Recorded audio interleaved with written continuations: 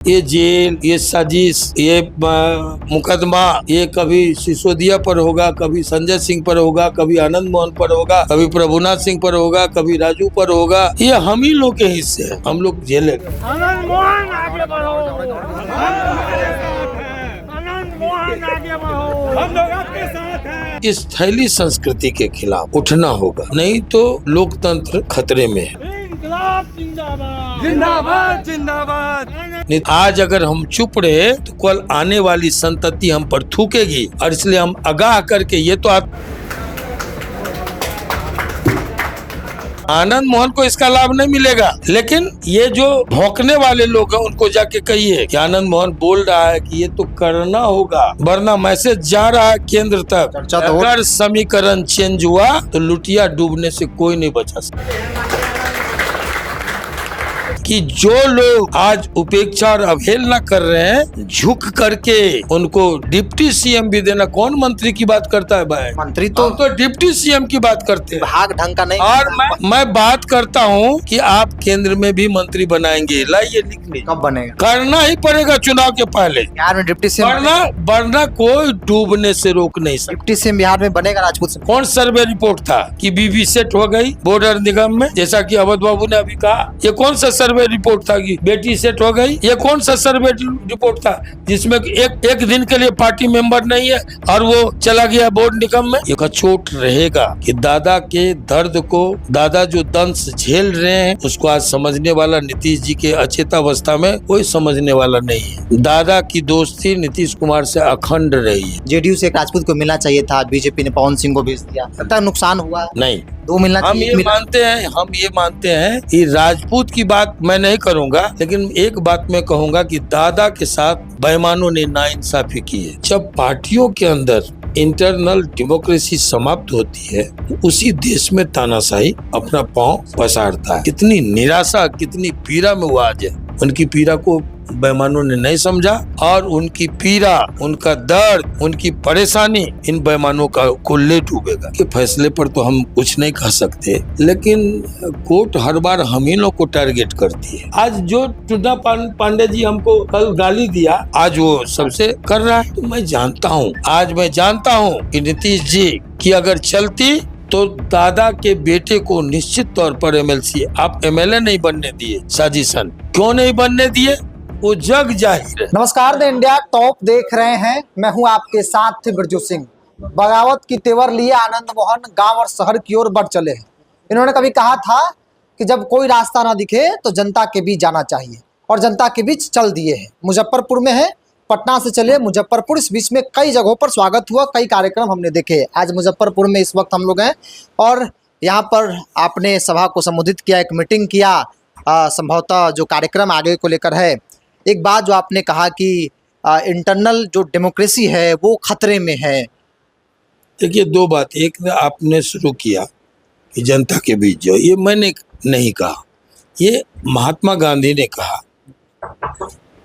पूरी दुनिया को एक मैसेज दिया कि जब कुछ नहीं सूझे, चारों तरफ घुप अंधेरा हो और कोई रास्ता न दिखाई दे, तो जनता के बीच जाओ, वही तुम्हारा मार्गदर्शन करेगा। आज हम जनता के बीच निकले, और जब जनता के बीच निकले हैं तो दूसरा एक वाकया इस देश का है कि सूरज बाबू की हत्या हो गई, नृशंस हत्या हुई।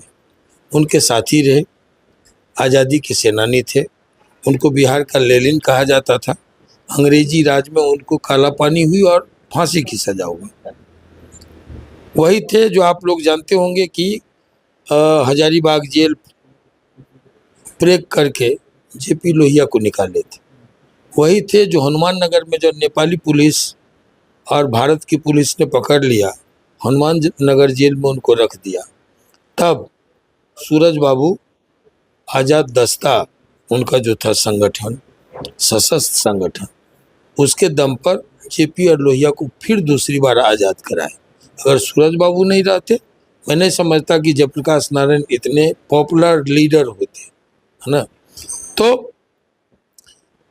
कर्पूरी जी को, जिस व्यक्ति ने बिल्कुल शिष्यवत उनको कर्पूरी जी बनाने में, समाजवाद पढ़ाने में संघर्ष की विरासत देने में सूरज बाबू की भूमिका थी। और उनके निधन के बाद में संस हत्या कांग्रेसी राज में जब हुआ, तब जयप्रकाश नारायण तरफ उठे और उन्होंने कहा कि कांग्रेस को ये पाप ले डूबेगा। उन्होंने सिटीजन फॉर डेमोक्रेसी बना के गुजरात से शुरू किया, जहां नवनिर्माण का आंदोलन हुआ। पहले गुजरात में सरकार गिरी, फिर बिहार में सरकार हुई, अब पूरे देश में धधक गई आंदोलन की लहर। तो उन्होंने ही सिटीजन फॉर डेमोक्रेसी निकाला था आज। और उन्हीं का वक्तव्य है कि जब पार्टियों के अंदर इंटरनल डेमोक्रेसी समाप्त होती है, तो उसी देश में तानाशाही अपना पांव पसारता है, फैलाता है। तो ये दो बातें हैं, इंटरनल डेमोक्रेसी खत्म नहीं हो और थैली की संस्कृति पार्टियों में पनपे नहीं, कार्यकर्ताओं की उपेक्षा न हो। नीतीश कुमार और आनंद मोहन, जॉर्ज फर्नांडिस और बाकी के साथी, हम लोग जब समता पार्टी बनाए थे, बाद में जेडीयू बना, तब नीतीश जी ने कहा था कि जो पार्टी बनाएगा वही एमएलए बनेगा, वही एमपी और मंत्री बनेगा, वही एमएलसी और राज्यसभा जाएगा। ये नीतीश जी ने कहा। और नीतीश जी ने अपने रहते, सचेत रहते इस काम को अंजाम दिया। कई दर्जन लोग एमएलसी और राज्यसभा गए का जो कार्यकर्ता थे। अनिल हेगड़े इसके आज भी उदाहरण है कि एक साधारण कार्यकर्ता राज्यसभा तक गए। तो आज इस थैली संस्कृति के खिलाफ उठना होगा, नहीं तो लोकतंत्र खतरे में है। मैं आगे आने वाली तमाम पीढ़ियों को इस माध्यम से बताऊंगा कि इसके खिलाफ खड़ा होना कितना जरूरी है। कभी देवकांत बरुआ जी ने कहा था, Indira is India, India is Indira. और इस देश को भोगना पड़ा व्यक्तिवाद जब चरम पर आया और इंटरनल डेमोक्रेसी को इंदिरा जी ने समाप्त कर दिया, जनतंत्र खिलौना बन गया उनके हाथों, तब देश में इमरजेंसी आई, तानाशाही आई। देश भुक्तभोगी है, आनंद मोहन उसका सेनानी रहा है। आज की तारीख में देखा है, चूंकि आप एनडीए के हैं और पत्नी विधायक, पत्नी सांसद और बेटा विधायक है। एनडीए में भाजपा है, जो संगठन की बहुत बड़ी पार्टी कही जाती है, जो ग्राउंड लेवल पर काम करती है, कहती है भाई संगठन ही हमारा सब कुछ है, सर्वे होता है, सब कुछ है, संगठन के आधार पर सब कुछ होता है। और दूसरी तरफ आप कह रहे हैं कि भाई आंतरिक लोकतंत्र रहा ही नहीं, तो फिर संगठन पर तो लोग काम कर रहे हैं, हर एक पार्टियां संगठन पर काम करती है, कार्यकर्ताओं को आगे लाती है, एमएलसी भी बनाई है, और इस बार कैंडिडेट जो लिस्ट जारी हुए हैं उसमें भी उस तरह के परिणाम दिखा है। देखिए, परिणाम कब दिखा? जब आनंद मोहन ने आवाज उठाई।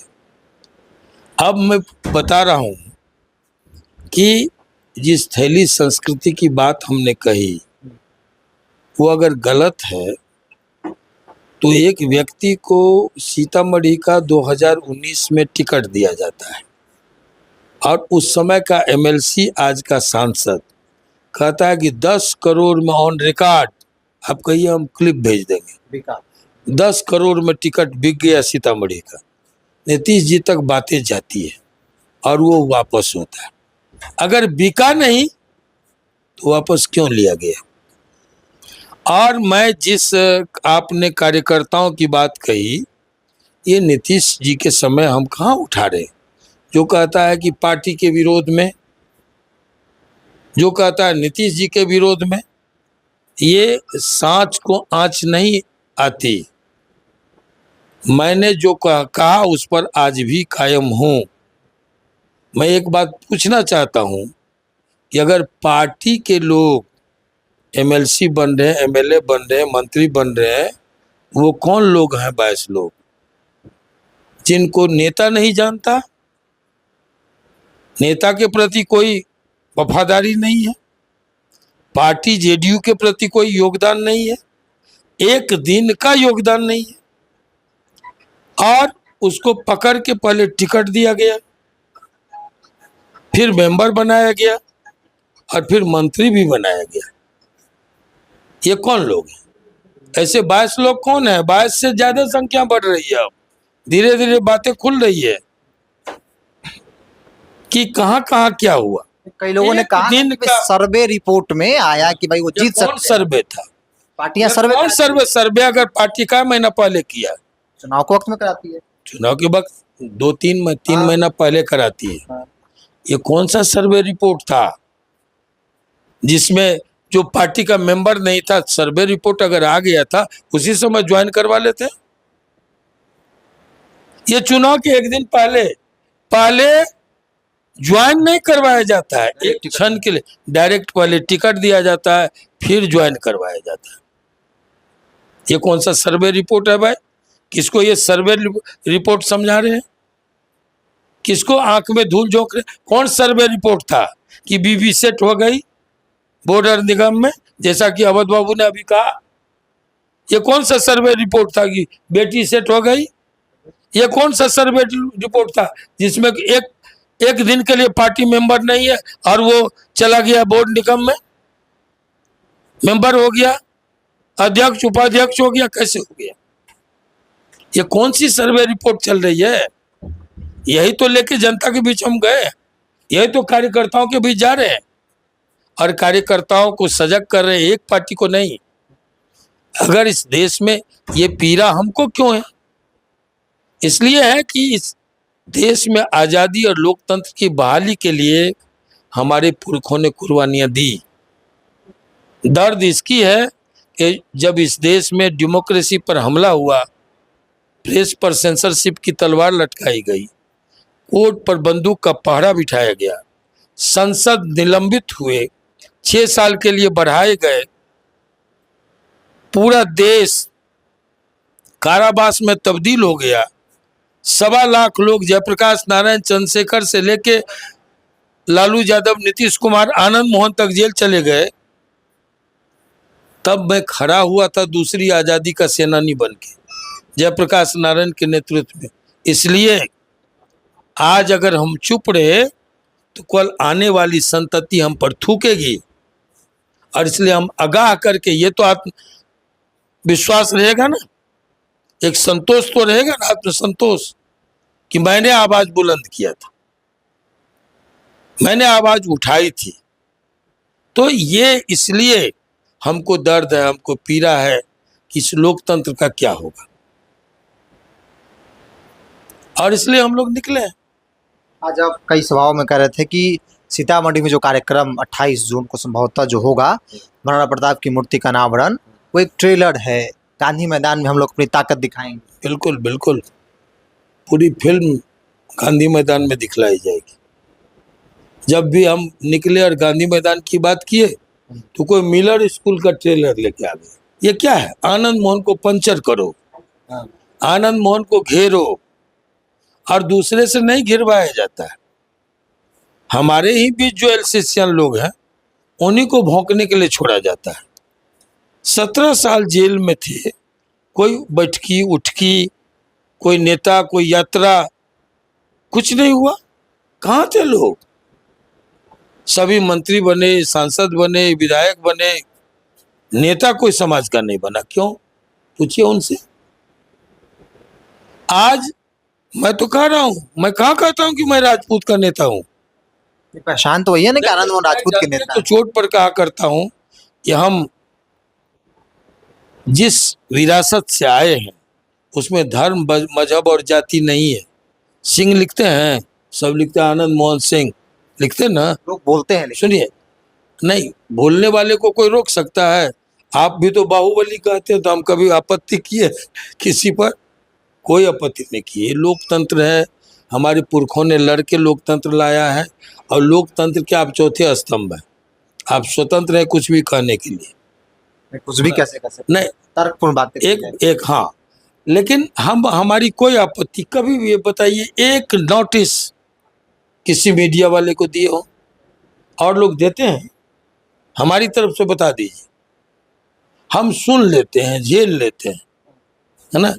और जब लोग समझता है तो आज जो टुड्डा पांडे जी हमको कल गाली दिया, आज वो सबसे कर रहा है। तो मैं जानता हूं कि अपोजिशन की कितनी जरूरत है, आलोचना की कितनी जरूरत है, और मैं ये भी जानता हूं कि प्रशंसा से कोई देवता नहीं हो जाएगा, भगवान नहीं हो जाएगा, और आलोचना से कोई शैतान नहीं हो जाएगा। हम जो हैं वही रहेंगे। आपने मन से कहा कि आप लोग मेरा साथ दीजिए, केंद्र में मंत्री बनेगा, डिप्टी सीएम, हम किसी ये तरीके कर- से विभाग मिला है। आप सुनिए ना, आप टाइम नोट कर लीजिए कि काय तारीख को कितने बजे कितना मैंने घंटा मिनट सेकंड मिला लीजिए। और मैं आपको कह रहा हूं कि जो लोग आज उपेक्षा और अवहेलना कर रहे हैं, झुक करके उनको डिप्टी सीएम भी देना। कौन मंत्री की बात करता है भाई? मंत्री तो तो डिप्टी सीएम की बात करते हैं। विभाग ढंग का नहीं और मिला। मैं बात करता हूं कि आप केंद्र में भी मंत्री बनाएंगे, लाइए लिख लीजिए। कब बनेगा? करना ही पड़ेगा चुनाव के पहले, बिहार में डिप्टी सीएम वरना कोई डूबने से रोक नहीं सकता। डिप्टी सीएम बिहार में बनेगा राजपूत समाज। बिल्कुल। आप कह रहे हैं कि आप जो आंदोलन कर रहे हैं, जो घूमेंगे, उसका लाभ मिलेगा समाज को। आनंद मोहन को इसका लाभ नहीं मिलेगा, लेकिन ये जो भौंकने वाले लोग हैं उनको जाके कहिए कि आनंद मोहन बोल रहा है कि ये तो करना होगा, वरना मैसेज जा रहा है केंद्र तक। चर्चा तो अगर समीकरण चेंज हुआ तो लुटिया डूबने से कोई नहीं बचा सकता। एक अंतिम सवाल लेते हैं, चूंकि आप मुजफ्फरपुर में है, साहेबगंज से विधायक है राजू सिंह। साहेबगंज से विधायक राजू सिंह, कोर्ट ने दोषी करार दिया है डॉक्टर हत्याकांड मामले में। देखिए, कोर्ट के फैसले पर तो हम कुछ नहीं कह सकते, लेकिन कोर्ट हर बार हम ही लोग को टारगेट करती है। टारगेटेड है ये। हम ये कह रहे हैं कि बुरे वक्त में, अच्छे दिन में कोई खड़ा हो कि नहीं हो, लेकिन ये इस बुरे वक्त में हम लोग मजबूती से खड़े। आप कह रहे हैं कि साजिशन फंसाया गया राजू सिंह। अब ये हम नहीं कहते, कोर्ट पर टिप्पणी हम नहीं कर सकते, लेकिन हम ये कहते हैं कि ये सब कुछ है ना, ये जेल, ये साजिश, ये मुकदमा, ये कभी सिसोदिया पर होगा, कभी संजय सिंह पर होगा, कभी आनंद मोहन पर होगा, कभी प्रभुनाथ सिंह पर होगा, कभी राजू पर होगा। ये हम ही लोग के हिस्से हैं, हम लोग झेलेंगे। एक अंतिम सवाल लेते हैं, चूंकि आप राजपूत पॉलिटिक्स चर्चा बिहार में खूब हुई, नतीजा ये हुआ, हमको लगता है कि एक नुकसान भी हो गया। जेडीयू से एक राजपूत को मिलना चाहिए था, बीजेपी ने पवन सिंह को भेज दिया, लगता है नुकसान हुआ है। नहीं, दो मिलना हम चाहिए, ये मानते हैं कि राजपूत की बात मैं नहीं करूंगा, लेकिन एक बात मैं कहूंगा कि दादा के साथ बेईमानों ने नाइंसाफी की है। यहाँ सारे लिस्ट से हम संतुष्ट हैं, चाहे वो बीजेपी की तरफ से आया हो, चाहे वो जेडीयू की तरफ से आया हो, लेकिन एक कचोट रहेगा कि दादा के दर्द को, दादा जो दंश झेल रहे हैं, उसको आज समझने वाला नीतीश जी के अचेतावस्था में कोई समझने वाला नहीं है। दादा की दोस्ती नीतीश कुमार से अखंड रही है। नीतीश कुमार के एक संकेत पर दादा ने मंत्रिमंडल से इस्तीफा की कुर्बानी दी थी। आज मैं जानता हूं कि नीतीश जी की अगर चलती तो दादा के बेटे को निश्चित तौर पर एमएलसी, आप एमएलए नहीं बनने दिए, साजिशन क्यों नहीं बनने दिए? वो जग जाहिर है, दुनिया जानती है कहां से कैसे हुआ। लेकिन अभी लोगों को उम्मीद थी कि वशिष्ठ दा के बेटे को एमएलसी में सेट किया जाएगा, करना चाहिए, लोग इस विश्वास में थे। लेकिन ये जो नहीं हुआ, इसका कचोट आनंद मोहन को है। इसका दर्द हम बखूबी दादा के दर्द से अवगत है। हम गए थे, अब तो मिले उस दिन भी वो इंतजार कर रहे थे कि कभी भी कोई टेलीफोन आ सकता है, कोई भी अच्छा संकेत, कभी शुभ संकेत आ सकता है। कितनी निराशा, कितनी पीड़ा में वो आज है। उनकी पीड़ा को बेईमानों ने नहीं समझा, और उनकी पीड़ा, उनका दर्द, उनकी परेशानी इन बेईमानों का को ले डूबेगा। पवन सिंह को मिला, सम्मान मिल गया बीजेपी में, जो अपमानित महसूस कर रहे थे, आप मानते हैं? अब एक आदमी सेकेंड पोजीशन लाता है, 3.5 लाख वोट लाता है, राज्यसभा नहीं जा करके और एमएलसी बनता है, वो भी कितना वेटिंग लिस्ट में कहाँ कहाँ से। तो चलिए ठीक है, प्रमोशन है, प्रमोशन तो नहीं। मैं मैंने ये अच्छा मानता हूँ। चलिए चलिए अच्छा मानते हैं। आनंद मोहन सिंह के बगावत के तेवर, राजनीतिक तौर पर राजपूत पॉलिटिक्स की चर्चा खूब हुई, और इस चर्चा से बेशक आनंद मोहन सिंह को कितना फायदा होगा, नुकसान होगा, वह एक अलग विषय है, लेकिन कास्ट लाइन पर राजपूत नेताओं की पूछ विभिन्न पार्टियों में बढ़ गई है, इस बात से इनकार भी नहीं किया जा सकता है। बहरहाल लंबी बातचीत हुई और आपने सुना, इन्होंने तमाम सवालों का जवाब दिया। इस पूरी रिपोर्ट में इतना ही। बहुत बहुत धन्यवाद।